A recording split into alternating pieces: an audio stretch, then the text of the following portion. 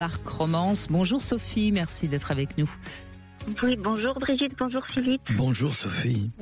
Alors, donc personnellement, j'ai toujours été très attirée par les pratiques BDSM. Oui. Et quand je dis toujours, ça remonte à peut-être 7 ans, donc c'était carrément pathologique à l'époque, je pense, parce que mon attirance pour ça fait sans doute écho à des expériences traumatiques, mais bon, que j'ai surmontées, donc j'en ai gardé ce qui me plaît, c'est-à-dire ça qui me convient tout à fait. J'ai la chance d'avoir rencontré un homme très dominant qui se retrouve dans le rôle de maître entre guillemets, mais qui dans la vie fait preuve d'énormément de respect, de prévenance, de douceur, qui me porte, qui m'encourage qui me met, qui ne cherche pas du tout à s'imposer dans la vie de tous les jours. Contrairement à ce qui se passe dans la chambre, et ça aussi, ça me convient très bien.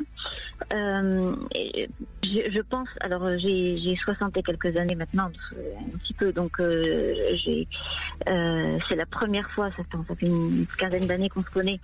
J'ai mis très longtemps à trouver un partenaire en qui je pouvais avoir confiance, parce que des propositions, on m'en a fait des tas, mais j'avais toujours peur que ça dérape, et puis j'avais peur aussi de pas être respectée, parce que je pense que c'est extrêmement important qu'il y ait beaucoup de respect dans la relation dès lors qu'on s'engage dans ce genre de pratique.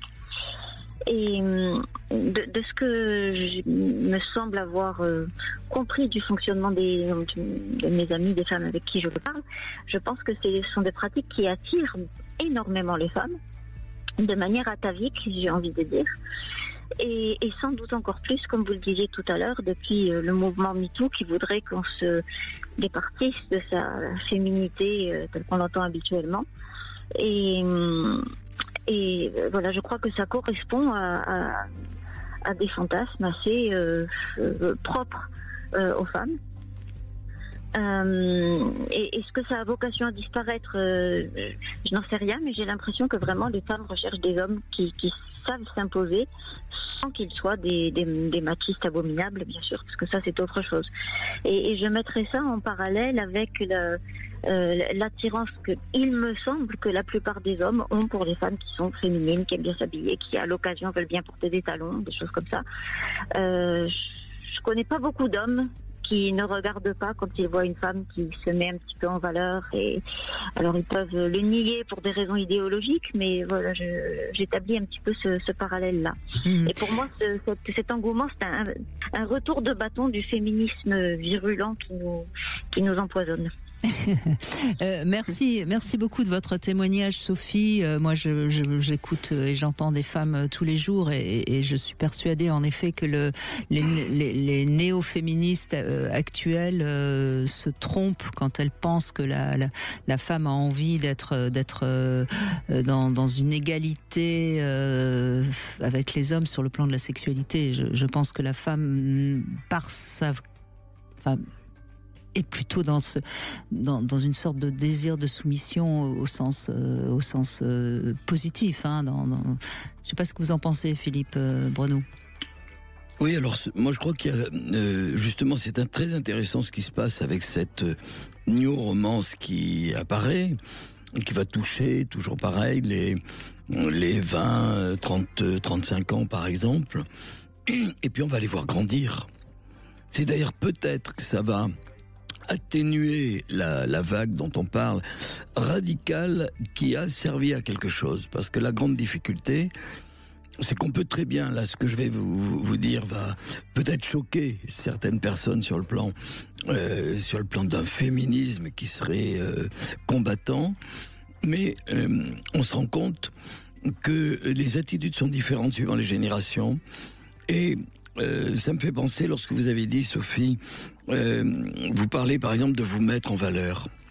Mais bien sûr que c'est tout à fait attirant pour un homme de voir une femme qui a envie d'envoyer, c'est ce qu'on appelle l'érotisme d'ailleurs, c'est susciter le désir du partenaire. Or, cette façon de concevoir, par exemple, l'érotisme, est inacceptable pour beaucoup de féministes qui veulent qu'il n'y ait aucune, aucun attribut qui laisse à penser qu'on est différent. Oui, et puis même, vous voyez, tout en parlant de ça, je pensais que la critique, ça serait, tiens, vous voulez faire d'une proie. Mais c'est pas ça, c'est que cette personne a envie tout simplement d'attirer parce qu'elle est attirée. Ça me fait penser à quelque chose une histoire extraordinaire.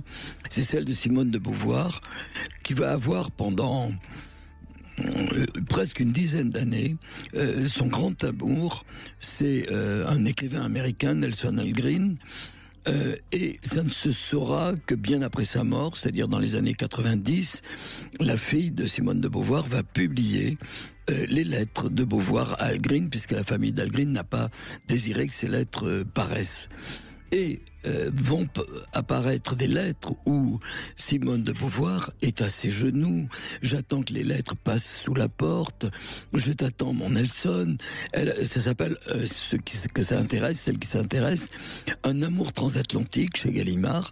C'est magnifique, sauf qu'elle apparaît alors que c'est une vraie militante féministe et elle a fait énormément de choses. Les plus célèbres féministes françaises, bien sûr. Et quelle pouvait être, mais elle n'est pas assujettie à son amant.